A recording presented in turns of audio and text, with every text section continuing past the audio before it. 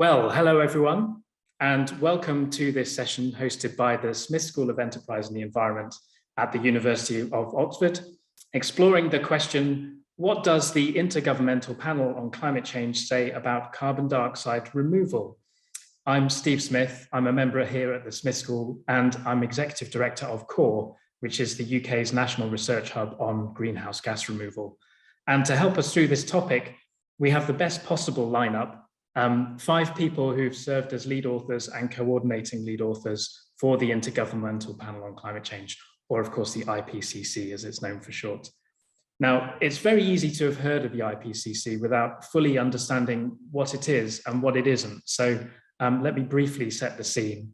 The IPCC brings together hundreds of leading experts who all volunteer their time to provide the most comprehensive and thorough reviews of what we know about climate change, and that's in 3 main parts: the physical science, the impacts, adaptation and vulnerabilities, and then the mitigation options. And these reviews come in major assessment reports running to thousands of pages. Many of you will have seen them, I'm sure. Now, the IPCC isn't doing new research as such, but it's rather collating and assessing the available scientific literature already out there. And also, importantly, it's not recommending policies. So, for instance, the 1.5 and 2 degree global warming targets, they're set by policymakers. And the IPCC doesn't judge that they're the right or wrong targets, but it is designed to be policy relevant, and it plays a key role as the best available science for governments, especially, of course, in the United Nations negotiating process. And we can actually see that major milestones such as the Paris Agreement were reached soon after past IPCC assessments, and they bear the marks of headline IPCC findings. So these are really important. And of course, on April the 4th, last Monday, the IPCC released its 6th assessment report on the topic of mitigation. This made headlines around the world, and one of the widely reported new findings was that carbon dioxide removal is necessary to achieve net zero emissions and is an essential element of scenarios that limit likely warming this century to below 2 degrees or less. So, to explain this finding and to take us through the many more details about carbon dioxide removal in the IPCC report, we'll start with 2 speakers and then have 3 panelists, all of whom played a central role in writing these findings. Now, as we go along, we're really keen to hear your questions today and answer as many as we can after the talks. So if you in the audience would like to submit a question, please, I hope you can find the Q&A button at the bottom of your Zoom window. Click on that, type in your question, and we'll do our best to address as many as we can. So first up, it's my pleasure to introduce Dr. Oliver Gaden. Oliver is a senior fellow at the German Institute for International and Security Affairs in Berlin, where he specializes in European energy and climate policy. He's also a research affiliate here at the University of Oxford with the Institute for Science, Innovation and Society, among many other roles. And Oliver was a lead author of Chapter 8 in this IPCC report on cross-sectoral perspectives, which is where you'll find most of the work on carbon dioxide removal. So Oliver, over to you. Yeah, thank you very much, Steve, and hello together. I'm going to share my screen now and just get you through the basics of this assessment. And let's start with some elements that are important to know. So there is no specific CDR chapter in Working Group 3, although you hear a lot about CDR, or have heard a lot about it during the last week. The main hub is in Chapter 12, the chapter on cross-sectoral perspectives, where you have a section on CDR 12.3 that has been led by Pete Smith.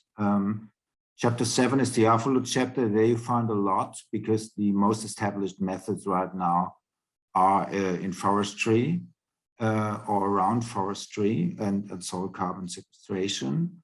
And Chapter 3, the IM scenarios chapter. So a couple of important points. This report distinguishes between practices and results on a systems level. So usually it talks about carbon dioxide removal because of the removal practices. It avoids the term negative emissions or negative emissions technologies it usually only uses negative emissions in conjunction with net negative emissions on a global level, on a national level, could be also on a company or sector level. It has a taxonomy of methods that avoids the usual classification, nature-based or ecosystem-based versus technological. Sometimes we have hybrid in between, but if you really try to classify them all or categorize them all, you usually have a very convoluted hybrid section or box. Our taxonomy more or less invites to decide what's interesting for you as a policymaker or researcher, and then focus on that. Working Group 3 report has a techno-economic analysis of a dozen of CDR methods. It also has a subsection on governance considerations, and they are relatively independent of IAM scenarios. I mean, they are consistent with IAM scenarios, but at the same time, I would say you can look at them independently, and many of the work on CDR is designed in a way where you could say, well, that's valid even regardless of what scenarios say. This is not to downplay the role of IAM scenarios, but quite often you are encountered with the argument, yeah, but what about discount rates and scenarios or this or that assumption? Definitely we'll go into that later and we can discuss it. But the basic line is, that's the next point, if you have said yes to net zero, then you already agreed on doing CDR, because otherwise it would not be a net zero emissions target, it would be a zero emissions target. Sometimes policymakers are surprised to hear that, but yeah, that's why I have a net there, you counterbalance something. And therefore, there's a little bit of a focus more on net zero, I would say. Of course, net negative plays a role as well, but since the policy world, since the special report on 1.5 degrees largely agreed on net zero targets nationally, and it is in the Paris Agreement in Article 4.1, also globally for greenhouse gases. I think there's a little bit more of a focus on net zero, CDR for net zero, also because there has been this ongoing confusion that CDR or negative emissions automatically would mean net negative, which is not the case. And if you accept that net zero means some CDR, then your assessment moves from CDR, should we do it or not, more to, okay, which CDR methods can we use, should we use, who should be responsible for deployment, by when, at which volumes, and in which ways. So it moves a little bit closer to the way we think about other parts of the mitigation portfolio.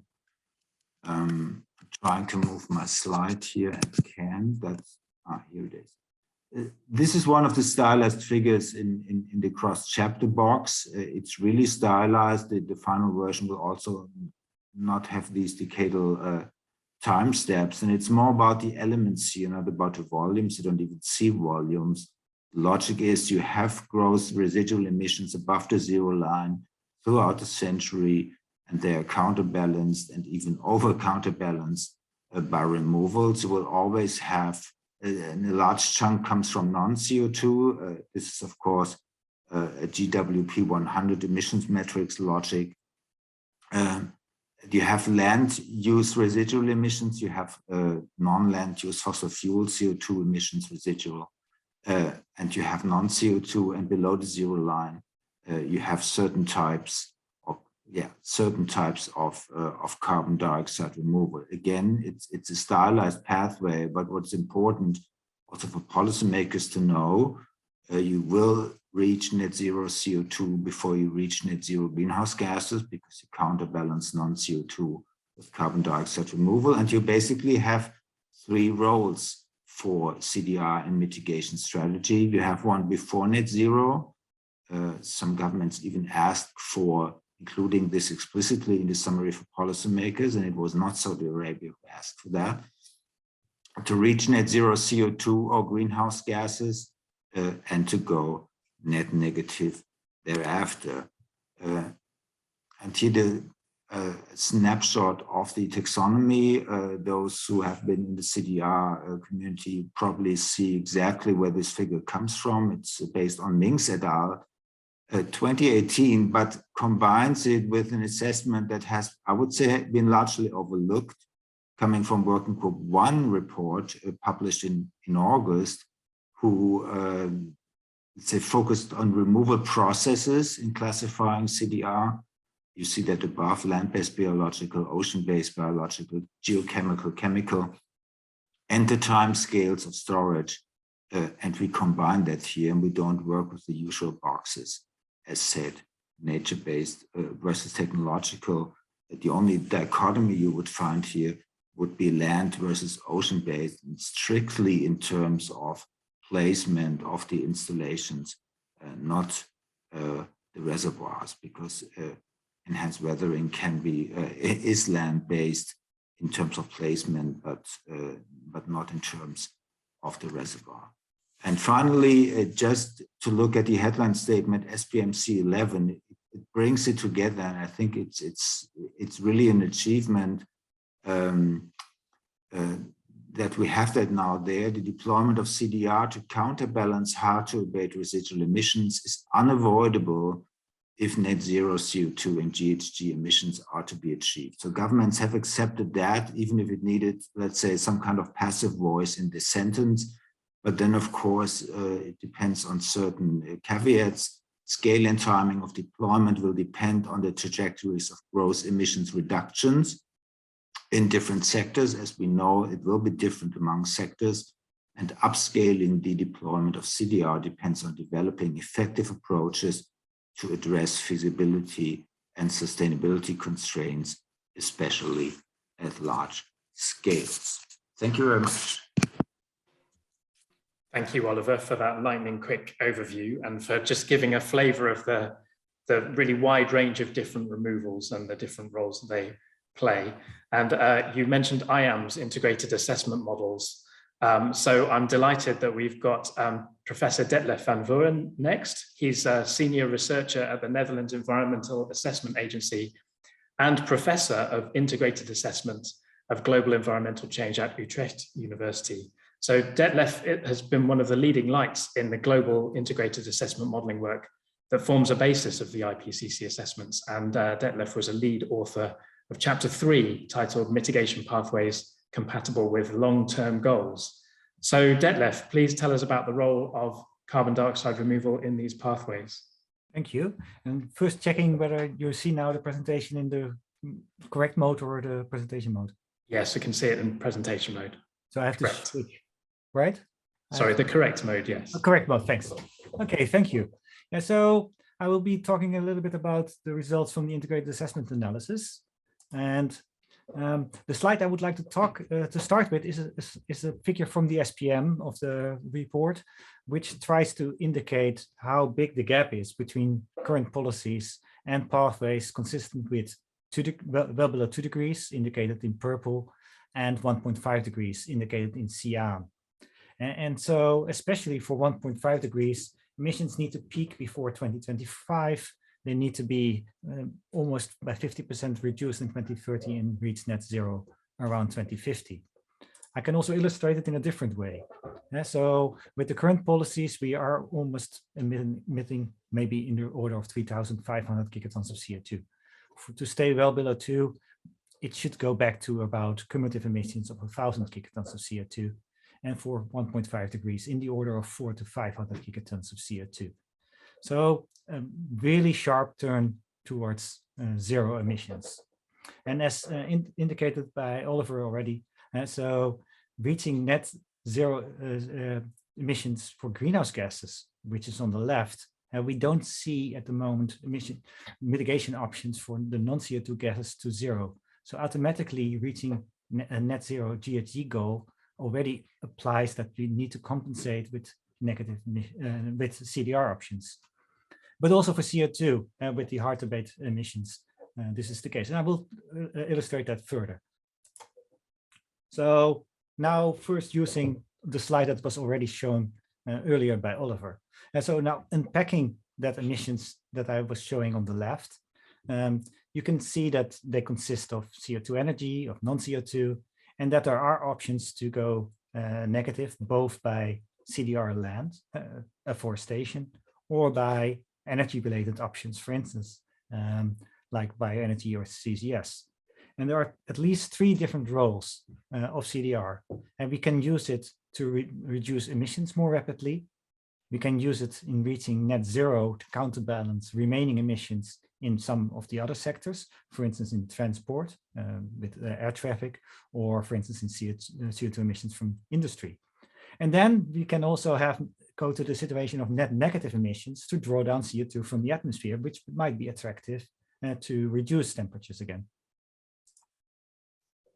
Now, as you can more or less already explain without models, but in models, CDR is attractive. First of all, because the carbon budget is so extremely small. So without any form of CDR, CO2 emissions would need to go to zero in about 2035, 2040. So about 15 to 20 years from now. Yeah, that seems an enormous task, and therefore models would find it attractive to also use CDR as part of the portfolio to reach this.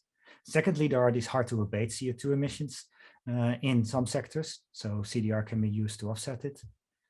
As I argued before, non-CO2 emissions are not expected to go to zero, so there we need also CDR options if we want to reach net zero emissions. And then in the models, CDR options are simply competitive based on costs, and so the models chooses to use these options.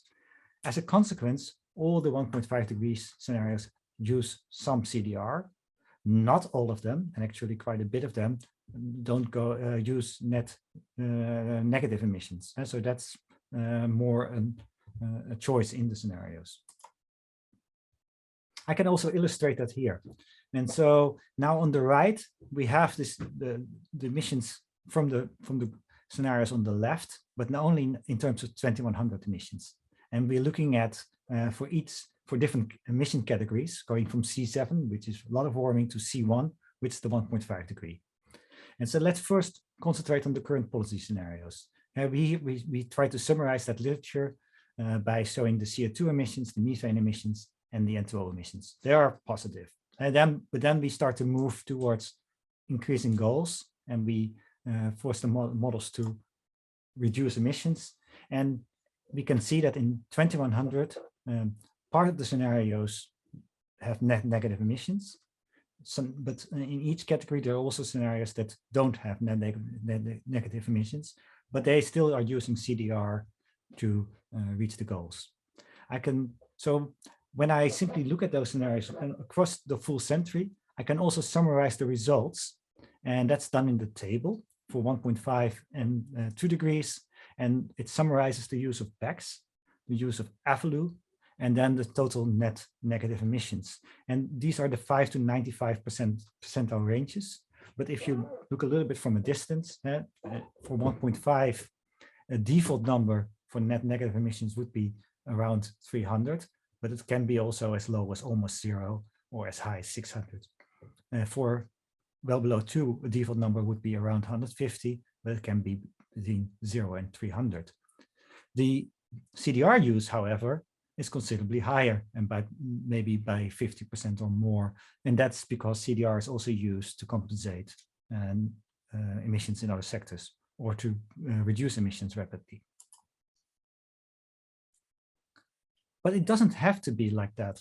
And so we have also selected a few scenarios from the literature to really illustrate different emission strategies. And that's the IMPs, and I would like to use them here to illustrate also the different strategies. And so let's look at 2019 on the left. That's the 2019 emissions. All the colors indicate different sectors where emissions arise from, and gray is the non-CO2 emissions. And now I will be looking at 5 different ways to reach net zero. And these are the scenarios. One is called gradual strengthening. That means that it goes through the indices. And then the other 4 are relying specifically on a certain strategy to reduce emissions. One is focusing pretty much on net negative emissions. The second one is focusing on renewables. The third one is focusing on demand reduction. And the fourth one is focusing on alignment with sustainable development goals. All these scenarios have been selected from the full database, and all of them actually use the full portfolio, but they emphasize one strategy a bit more than the others. And these are the outcomes. These are how these scenarios achieve net zero CO2 emissions.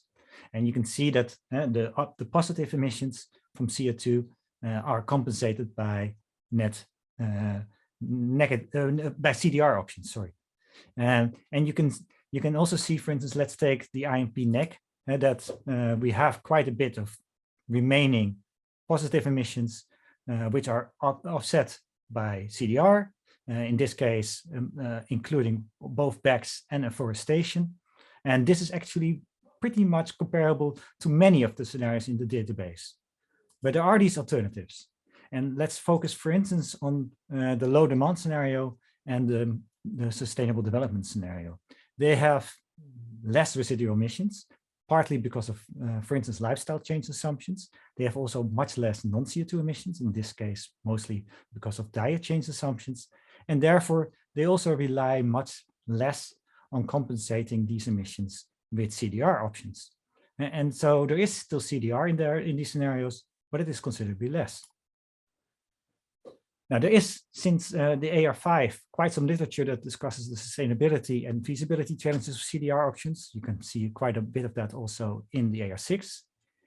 In any scenario, the main story is anyway reducing positive emissions. CDR is an important addition, but it is an addition.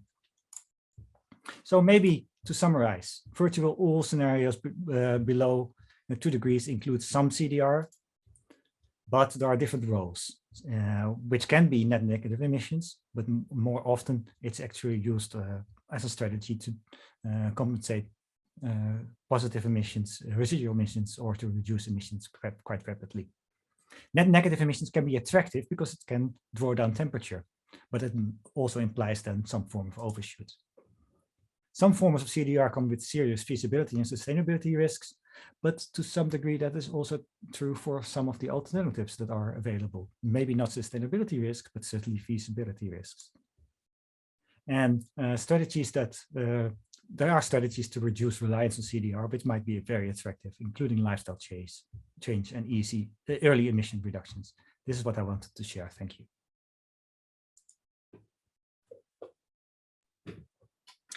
Thank you very much, Detlef, for a great presentation. And you picked up on a few things that are coming through on the questions. So thank you to the audience for submitting your questions. There's still time to do so. And before we tackle those, we have 3 other people with us who also know all about the IPCC and CDR. We've got Annette Cowie, Principal Research Scientist at the New South Wales Department of Primary Industries in Australia. Annette is an expert in soil science, in plant nutrition, climate policy and greenhouse gas accounting in the land sector in particular. And Annette was lead author with Oliver on chapter 12. We also have with us Professor Jan Minks from the Mercator Research Institute on Global Commons and Climate Change in Berlin. Jan is no stranger to the IPCC, having led the technical support unit for the 5th assessment and mitigation, and evidently was happy enough to return this time as a coordinating lead author on chapter 2, which is about emissions trends and drivers. And also from the Mercator Research Institute, as you can see, in the same location, but perhaps sitting a bit closer to the building, we're delighted to have Professor Sabine Fuss. Sabine, along with Jan, has published key reviews of carbon dioxide removal. And while she wasn't an author on this IPCC report, she was a lead author on the special report on 1.5 degrees, which the IPCC published in 2018. So I think, Sabine, you'll have an interesting perspective on developments since then. So I'm going to ask each one of you in turn to briefly share perhaps one reflection on this new report and or perhaps one important avenue for further work ahead of the 7th assessment. So Annette, why don't you go first, and then Jan, and then Sabine. Thanks very much, and thank you for the organisers for the opportunity to talk to you today. I'd like to pick up on what the report says about land-based biological CDR methods and their potential co-benefits. So firstly, the very obvious one of afforestation and reforestation and other vegetation management, where we're storing carbon in vegetation. This has obvious benefits for biodiversity when we're talking about ecosystem restoration, but it also has potential benefits for agricultural production when we're thinking about ways we can introduce trees into our agricultural and forestry systems, such as shelter belts or perennial fodder shrubs, or woodlots, which would also produce wood products that we could harvest and then continue to sequester the carbon while the products are in use, and then maybe if they end up in landfill, the carbon continues to be stored. The second one I want to mention is soil carbon sequestration. If you're building soil organic carbon, then that involves building soil organic matter.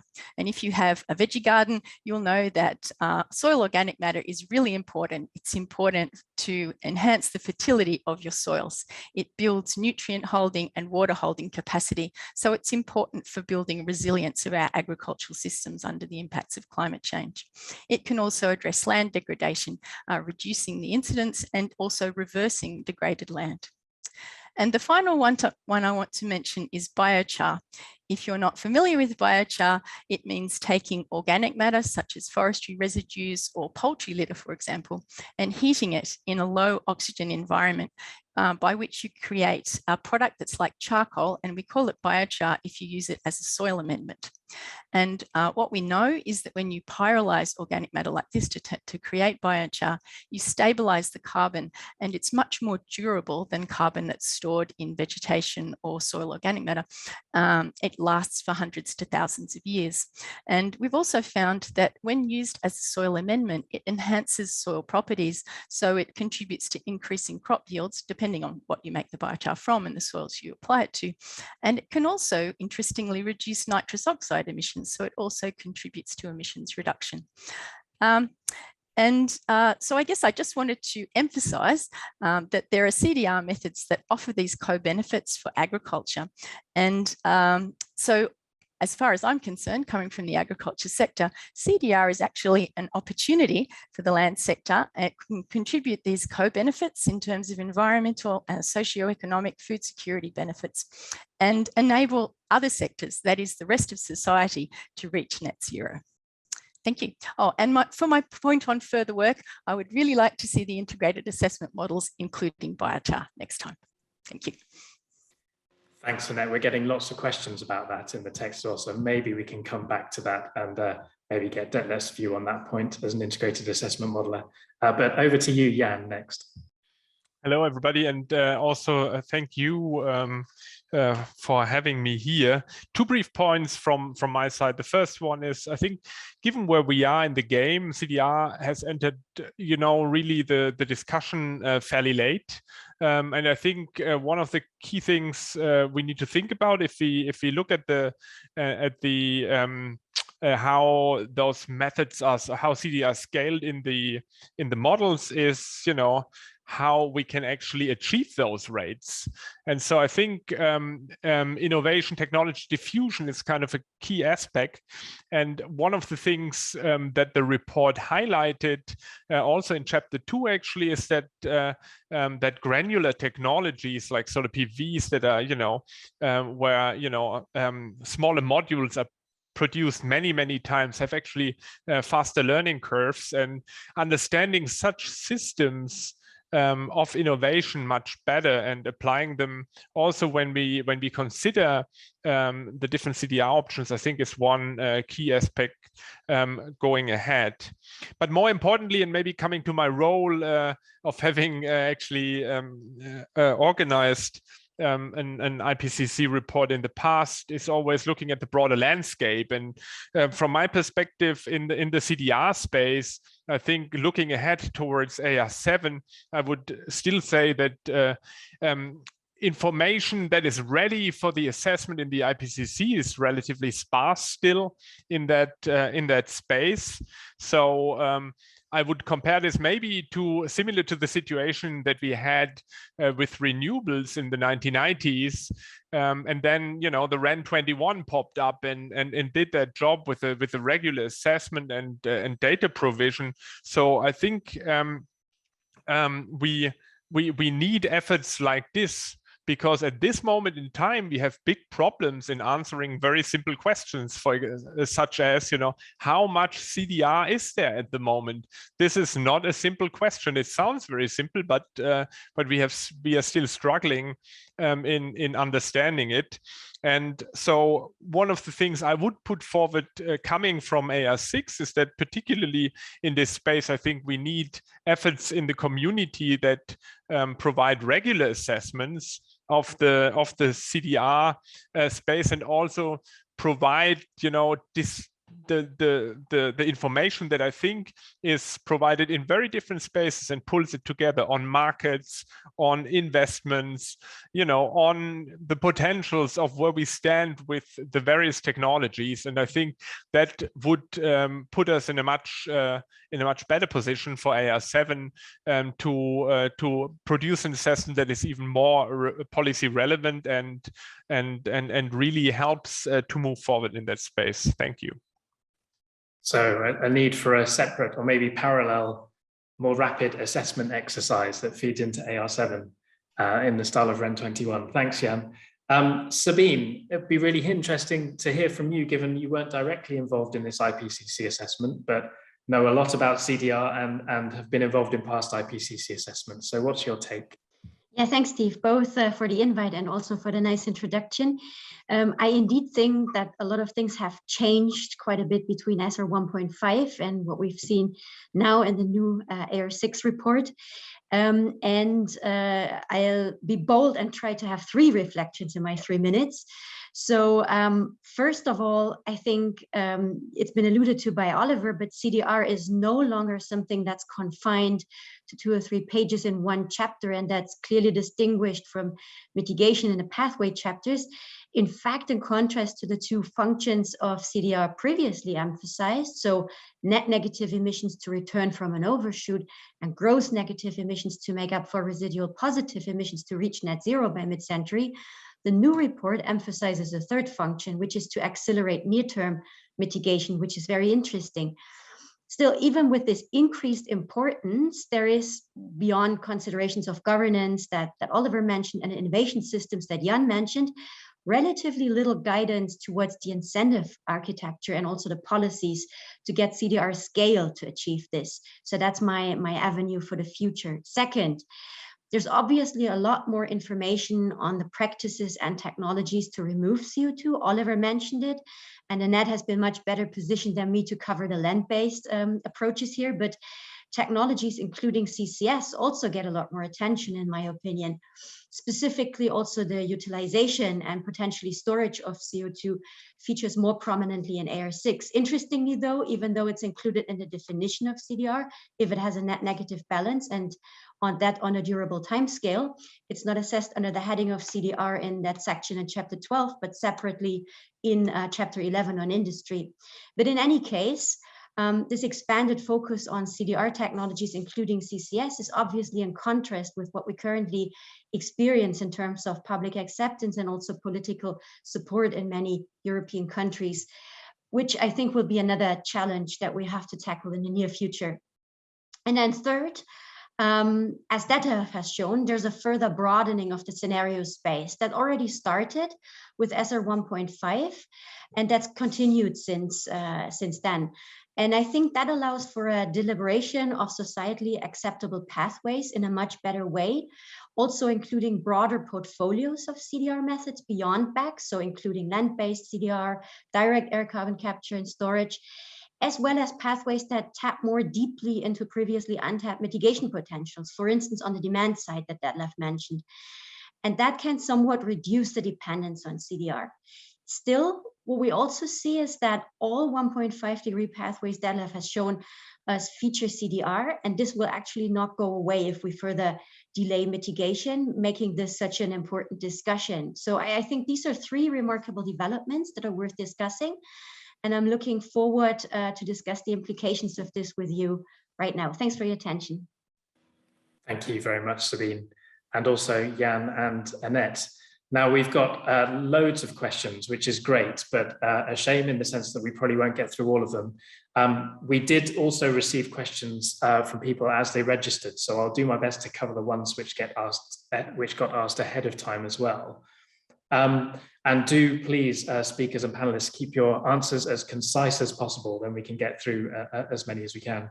I want to pick up to start with on a theme that many people have asked on, but also came up a lot during the discussions, which was about the range of carbon removal options. So Annette, you spoke about biochar. Sabine, you spoke about how the model pathways are expanding the portfolio of options and the kind of solution space. But there's a sort of element of perhaps still needing to expand further. So I'd like to put this to Detlef. It was interesting actually that in the assessment of different removal options in chapter 12, I think biochar is quite high up the list in terms of sort of readiness and deployment status, but seems to be largely absent in the integrated assessment models. So perhaps I could ask you whether you think there is a need to expand further and consider a wider set of options. And also actually one other question tacked onto that was whether the IPCC says anything about removal of non-CO2 greenhouse gases. So perhaps after you, Detlef, I could ask Oliver that briefly, or Detlef, you can address that. Yeah, thank you. And yes, so the models, almost a majority of the models in the literature consider bioenergy CCS as a CDR option and forestation. And there's only a limited number of models that have looked into direct air capture or other options like carbon soil enhancement. I think it is quite important that the models start to broaden their portfolio further. But some of these options are slightly more difficult to handle in integrated assessment models maybe than other options. Bioenergy CCS is something that is relatively easily integrated into the framework of models where we compare different options in terms of their cost. For direct air capture, this might be slightly more difficult. The main question there is how this technology will develop in terms of its cost and its readiness. Still, I think it is very important that these models start to look into a wider portfolio and see whether they can say something meaningful on the portfolio that is attractive. That does mean that at this point of time, we should take the results as relatively robust on the attractiveness of CDR options versus other options.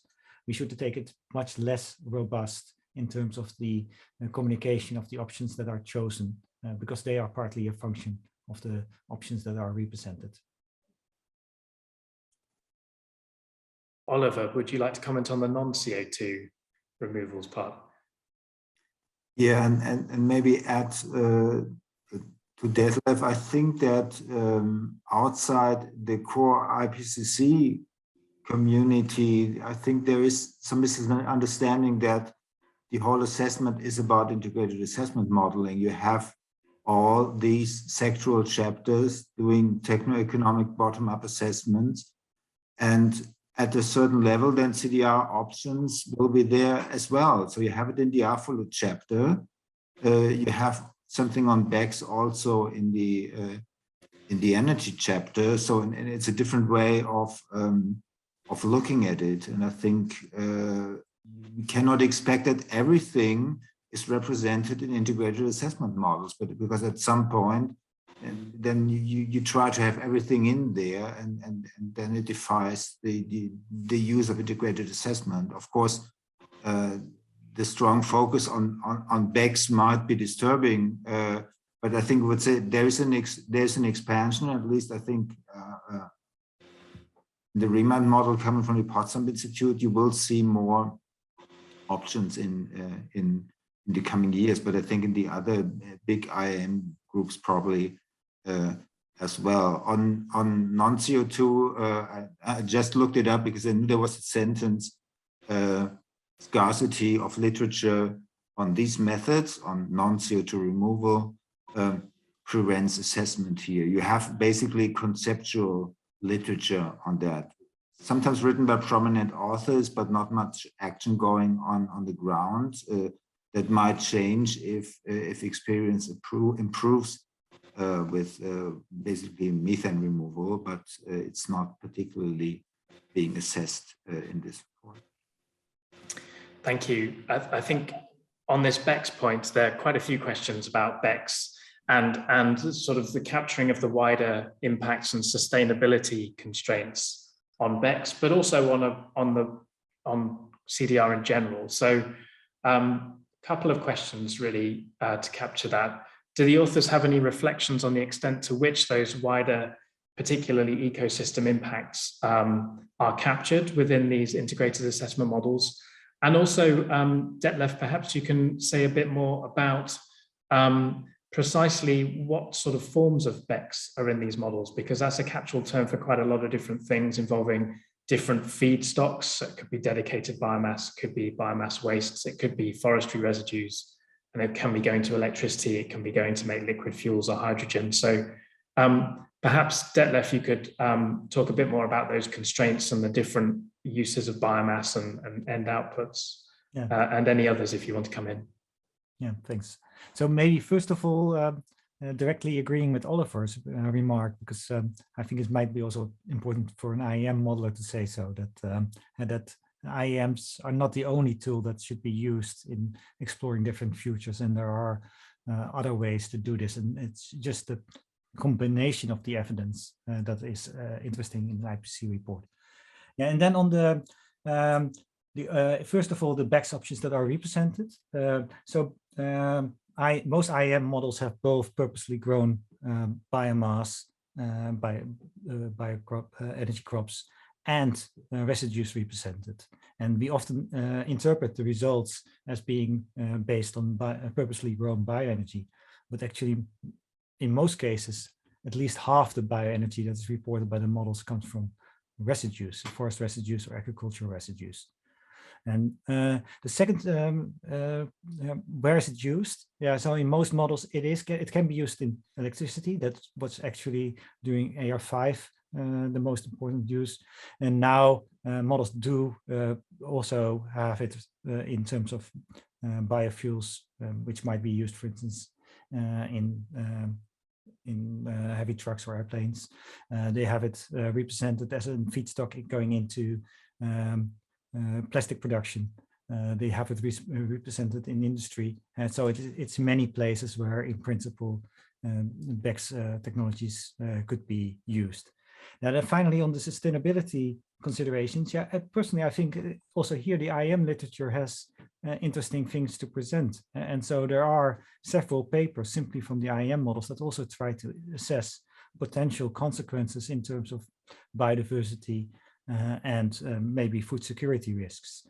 And most of the models start with an assessment of what could be available bioenergy given other societal goals, but still there are clear risks, and there are papers, for instance, led by Shinichiro Fujimori or by Pete Smith on where we show the potential risks that are out there and on both biodiversity and food security. And I think these are real risks that need to be considered. Does anyone else on the panel want to come in on the question of sustainability constraints and maybe the extent to which they're captured in the IPCC assessment more broadly than perhaps just integrated assessment models? If I could. Please do, Jan. Just one point that I think is often underappreciated in the discussion. I think one very important finding from the integrated assessment literature in the context is,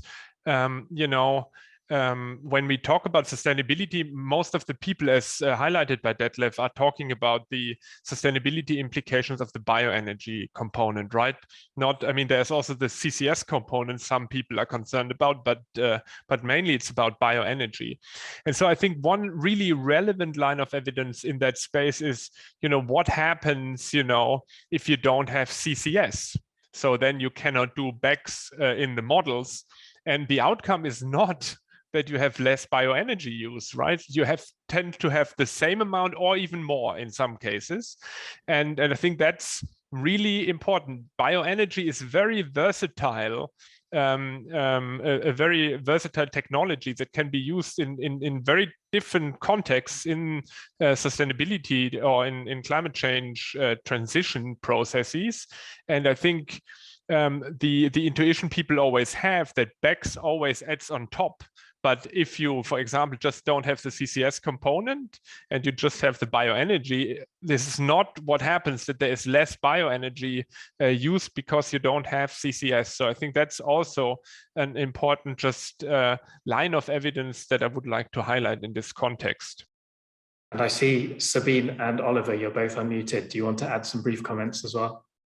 Yes, I had the same comment as Jan, but I also wanted to add that in addition to the IAM literature that Detlef was pointing to, what we also learned from the review that we were doing at MCC is that there is a lot of literature that takes up results from IAM, such as land use change, and then uses other types of models, other types of analyses to dive deeper into the environmental or also socioeconomic implications of realizing such pathways. So again, it's a little bit the same point that was previously made on whether all technologies should be incorporated in IAMs. Probably IAMs don't have to sort of shoulder it all. There's also other complementary tools that would enable us to go more deeply into sustainability analysis and then help to sort of address those questions and probably also come up with risk management strategies. Oliver. Yeah, further to that, I think the IPCC report highlights that, of course, you can have method-specific risk portfolios and potential for adverse side effects. But in the end, of course, it will depend on context of scale of deployment, location, with some methods, also the feedstocks you use, and it's actually quite hard to do that, let's say, in a global level assessment. I think we saw that already in the special report on land. I mean, of course, you can do that just as a thought experiment. Okay, what if we would seriously try to do 700 gigatons of BECCS, but we would then have to say which feedstock exactly on a global level. But I think it's better to do that on a national scale where you know the context much better and also the interactions with other parts of the system. And I think that's what's going to happen the next stage, at least in OECD countries, defining and negotiating among policymakers and within society, what is the role of CDR, what do we want to use, what kind of residual emissions do we want to accept, and why, and what can be the interactions in certain countries. So it always remains a little bit coarse. We have that in the method assessment in chapter 12. You can attach some elements of risk assessment to methods, but in the end, it depends on the potential deployment context and what is the exact option you want to choose. Even with something like direct air capture, high temperature, low temperature, completely different in terms of energy demand and where you can go. Now, Oliver, you were very keen to point out at the start that you deliberately avoided in the IPCC report this dichotomy between natural solutions and technological solutions. We've had a few questions, though, just sort of probing that a bit more. So I'd like to ask those. I've got maybe one for Annette, actually, and one for Oliver. So for Annette, we've got a question or two about the idea of nature-based solutions. On the one hand, when done well, they can deliver multiple co-benefits, improved biodiversity, and so on, in addition to the carbon sequestration benefit. But on the other hand, there are real complications around monitoring and reporting and verifying sort of what's happening and where the carbon goes. So there are questions around should we be going for those first because of the multiple benefits and perhaps dealing with the risks around getting the carbon reporting wrong. And then actually maybe to you, Annette, but also to you, Oliver, to what extent are the statements in the IPCC report affirming that we actually need to rely on so-called technological removals as well as nature-based removals? And are we saying, is the IPCC report saying to policymakers that we will likely or perhaps even definitely need the technologies as well as nature? So Annette first. Yes, I guess that's the difficult question. Firstly, those ones that are commonly known as the nature-based, so we're thinking about the biological land-based options, are the ones that we're doing already. We know the most about, so they're most available. You'll see them assessed as having the highest technology readiness levels and the lowest costs. So they're the most obvious things to do for a start. They have those downsides that the carbon is vulnerable to reversal, but they have the co-benefits. So it becomes problematic, the vulnerability, the risk of reversal, when we're trying to build them into carbon trading schemes. But if we're just talking about the potential for them to help us to deliver on our net zero target, then we just need processes, policies, governance that encourages the sequestration to happen and for it to be maintained when it makes sense. It becomes problematic when we have landholders tied to liabilities associated with having to maintain the carbon. The schemes, of course, all have permanence approaches for dealing with this that have risk of reversal buffers, for example, or require trees to be replanted and no credits to be distributed until the carbon stock is back to where it was before. But as long as we're just talking about incentives for these to be upscaled, then we don't have to worry so much about that, as long as our national level processes for reporting take into consideration any reversals that have occurred. And for example, the global stock take is fully aware of what the carbon stock is on the terrestrial biosphere. That's what really matters, so that we can really keep track of how we're going at a global level in getting towards net zero. Thank you, Annette. And Oliver, to what extent are these statements about the necessity of removal in net zero and low 2-degree pathways passing between different removal options broadly on the land sector side and the industrial or technological side? Well, I would say we just don't know yet. And I think we need more experience within countries that are trying different approaches, different priorities. I think Annette highlighted the most important aspect, and that's the durability of storage and the vulnerability to reversal. And I think I've seen that question on chat as well. I think SR 1.5 established that durability criterion in the CDR definition, but of course it's ambiguous.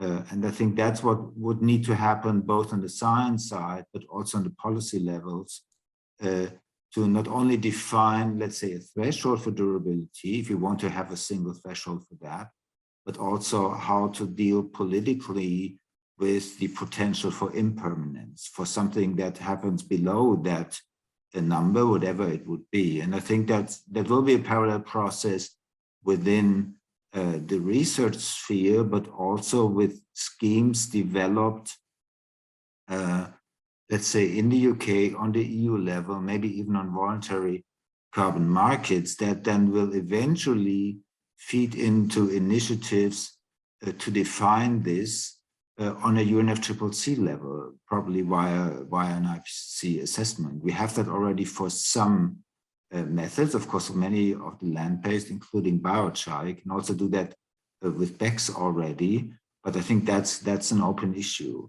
And it's not so much about technological versus nature-based, where you then have often confusion, what is what? And we tried that usual categorization when you attach labels to it, and you see, okay, it doesn't match all the methods in there. Also, there's quite some normative overload, not only towards nature-based, and it's all good, but you have these caveats around reversal. You often see actors who want their approach to be classified as technological or at least as hybrid, and then you end up with putting every method into a hybrid that contains a tiny bit of metal because it looks technological. I think if you try that with all methods, it does not really make sense to have these boxes, although we recognize in policymaking world we have these boxes, but we should be aware of the normative overload in that. So you both touched on durability as an issue, and actually we've had a few questions on that point. It sounds like from what you're saying, Oliver, that the IPCC report doesn't come down firmly on a kind of definition of carbon removal in terms of durability. Of course, we know that the impact on climate, certainly global temperature, of emitting fossil CO2 into the atmosphere occurs over sort of millennia and beyond. So to be a sort of one-to-one offset, carbon removal needs to be similarly permanent. So what does the IPCC say about durability? And maybe I'd invite the panelists to speculate. Do people have a view on how close we are to a broadly accepted definition, or even personal views about how we might be defining the threshold of permanence and durability for carbon removal?